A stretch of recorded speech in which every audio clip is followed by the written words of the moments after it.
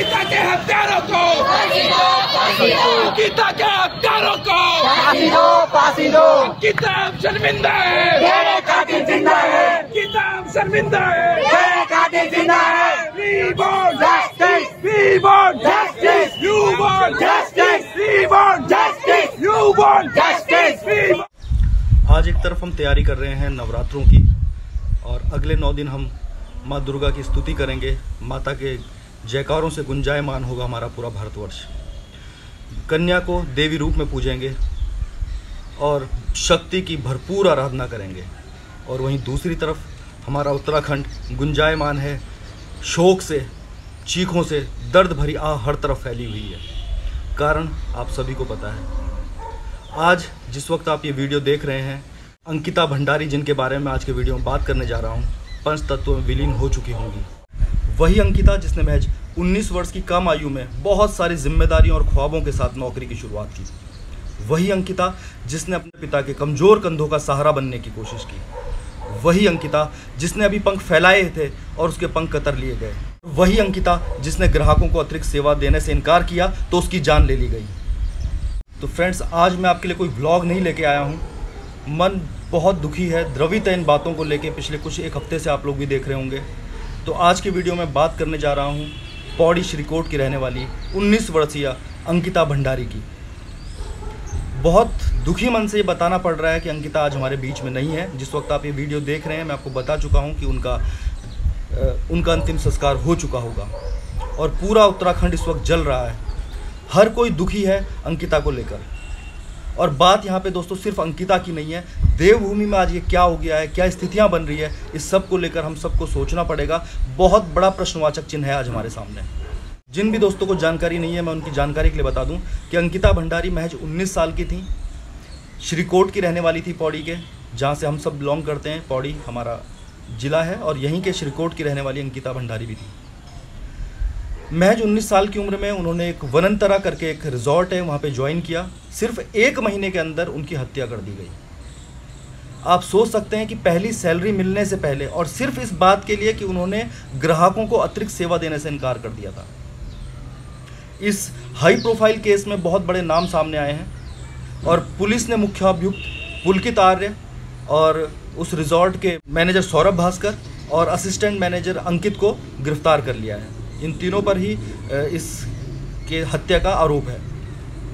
अंकिता पिछले 19 सितंबर से लापता चल रही थी और पिछले शुक्रवार को उनकी लाश, उनकी डेड बॉडी चीला नदी से प्राप्त हुई है। हत्या का मुख्य आरोपी पुलकित आर्य है, ऐसा बताया जा रहा है। और उनके जो पिता हैं वो विनोद आर्य भाजपा सरकार में दर्जाधारी राज्य मंत्री रह चुके हैं। इतने रसूखदार परिवार का एक होनहार जिसे होना चाहिए था, उस युवा का नाम इस पूरे केस में सामने आया है। भाजपा सरकार ने इस पूरे प्रकरण के बाद उनके पिता को भी पार्टी से निष्कासित कर दिया गया है। और पुलकित आर्य के भाई जो पिछड़ा आयोग के कुछ सदस्य थे या अध्यक्ष थे, उनको भी उससे निष्कासित कर दिया गया है। सरकार ने अपनी तरफ से ये कदम उठाए हैं। उनके रिजॉर्ट को तोड़ दिया गया है, फैक्ट्री में लोगों ने आग लगा दी है। ये सब इसके विरोध स्वरूप ये प्रतिक्रियाएं देखने को मिली हैं। सरकार ने एक अच्छी पहल करी कि तुरंत कार्रवाई की है। बाकी अभी पोस्टमार्टम की रिपोर्ट सार्वजनिक नहीं की गई है। अभी ऋषिकेश में जब ये पूरा मामला चल रहा था, आपने भी देखे होंगे बहुत सारे वीडियो, बहुत सारे लोग वहाँ पे खड़े थे और सब ये मांग कर रहे थे कि इस रिपोर्ट को सार्वजनिक किया जाए, लेकिन सार्वजनिक नहीं की गई है। मैं अपने स्तर से और आप सबसे भी अपील करूंगा कि हम सबको इसमें कंधे से कंधा मिला के खड़े रहना है और अपनी बात को सोशल मीडिया के प्लेटफॉर्म से उन जिम्मेदार व्यक्तियों तक पहुंचाना है जो कि सारे मामले को देख रहे हैं। थोड़ी सी भी ढील नहीं होनी चाहिए और एक मिसाल, एक नज़ीर कायम होनी चाहिए कि इस मामले में इस जो भी एक केस हुआ है इसके बारे में एक ऐसा इसका सॉल्यूशन होना चाहिए या ऐसी इनके ऊपर सज़ा होनी चाहिए जो भी इसके गुनहगार साबित होते हैं कि पूरा उत्तराखंड राज्य देखे, पूरा देश देखे। भविष्य में इस चीज़ की बिल्कुल भी पुनरावृत्ति ना हो, इस तरह का एक मिसाल कायम की जानी चाहिए।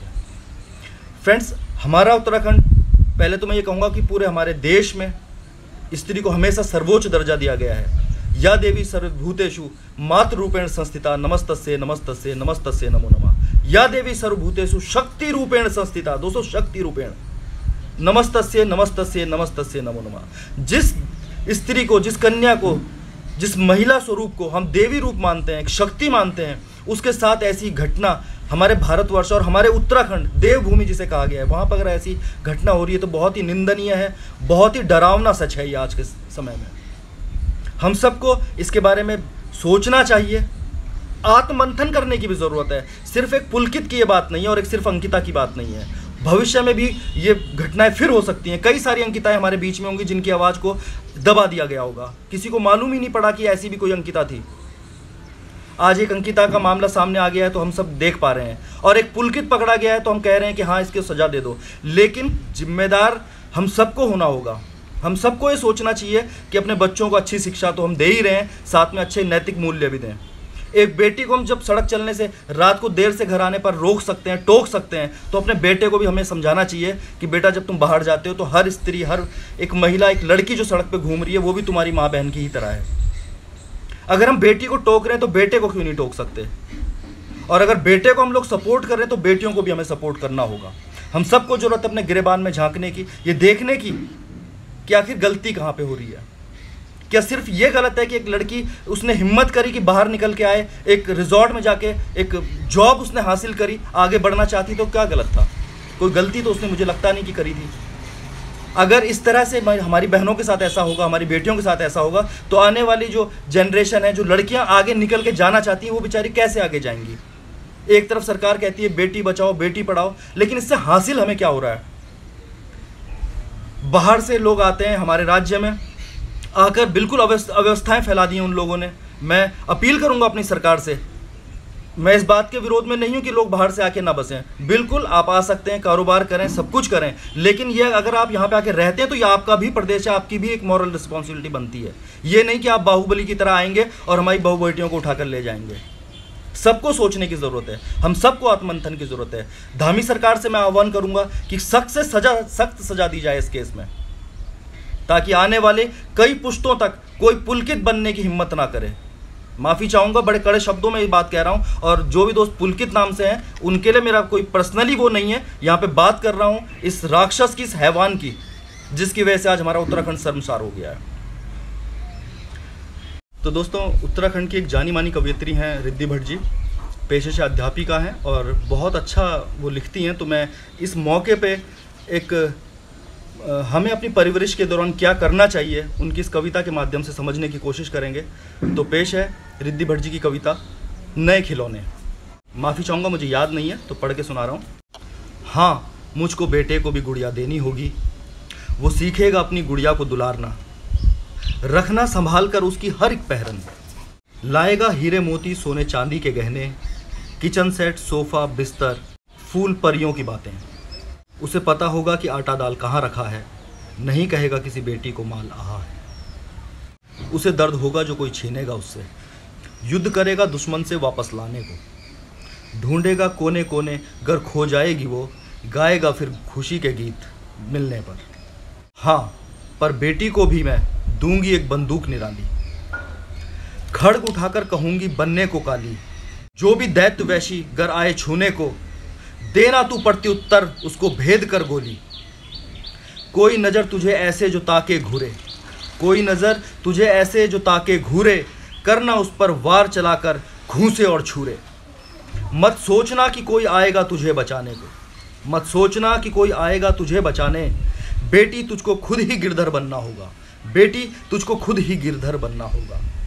बनना तुम जो तुम चाहो इस दुनिया में बनना, पर भूल कर भी सामान न बनना। बना रहे सम्मान तुम्हारा तुम ऐसा करना, औरों को भी तुम वो पथ दिखलाना बेटी, औरों को भी तुम वो पथ दिखलाना बेटी। तो फ्रेंड्स, इस कविता को सुनने के बाद एक ही बात निकल के आती है कि जितने भी हम लोग माता पिता हैं, या जो भाई हैं, या जो बेटे हैं, हम सब लोगों की एक सहभागिता होनी चाहिए। और हम सबको ये देखना पड़ेगा कि हम अपने बच्चों की परवरिश में कोई कमी ना करें। अपने बेटे को भी एक गुड़िया देने की बात जो कवयित्री ने यहाँ पे कही है, वो कहीं ना कहीं ये संदेश देती है कि हम अपने बच्चों को सिखाएं कि जो जिस तरह से आपकी एक बहन है, ऐसी सड़क पर चलने वाली एक लड़की भी किसी की बहन होगी, वो भी आपकी बहन की ही तरह है। और जब बचपन से ही हम उनके अंदर ये बीज बो देंगे कि हम नैतिक मूल्यों को उनके हरास नहीं होने देंगे, उनके नैतिक मूल्यों को और ऊंचाई पर लेके जाएंगे, तो आप देखिएगा कि आने वाले समय में इन घटनाओं की पुनरावृत्ति कभी और नहीं होगी। फिर कोई अंकिता नहीं रोएगी, फिर कोई हमारा उत्तराखंड दोबारा से इस तरह से परेशान नहीं होगा। और फिर कहीं ऐसे विभत्स डरावने राक्षसों का जन्म भी नहीं होगा। कमी है हमारी और हम सबको इसको मिलकर पूरा करना होगा। तो फ्रेंड्स, आज का ये वीडियो बनाने का मेरा मकसद है कि हम सब एक जस्टिस के लिए खड़े हों, अंकिता भंडारी के परिवार को अकेला ना पड़ने दें और तब तक अपनी आवाज़ को बुलंद करके रखें जब तक कि पोस्टमार्टम की रिपोर्ट नहीं आ जाती और इनके हक में फैसला नहीं जाता। और उत्तराखंड सरकार, हमारी न्यायिक व्यवस्थाएं जब तक कि एक नज़ीर पेश नहीं कर देती आने वाले समय के लिए।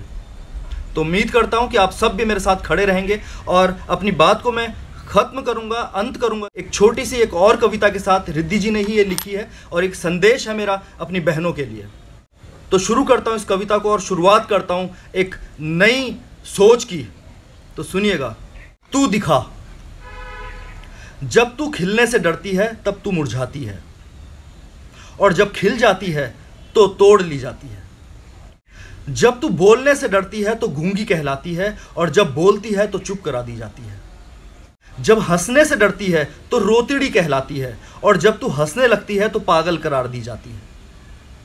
जब तू जीने से डरती है तब तू मर जाती है, और जब तू जीना चाहती है तो मार दी जाती है। पर तू, यहां पे मैं अपनी बहनों से एक बात कहूंगा, तू खिल के दिखा, बोल कर दिखा, हंस कर दिखा। बस मरना मत, मरना मत। जय हिंद, जय भारत, जय बद्री विशाल।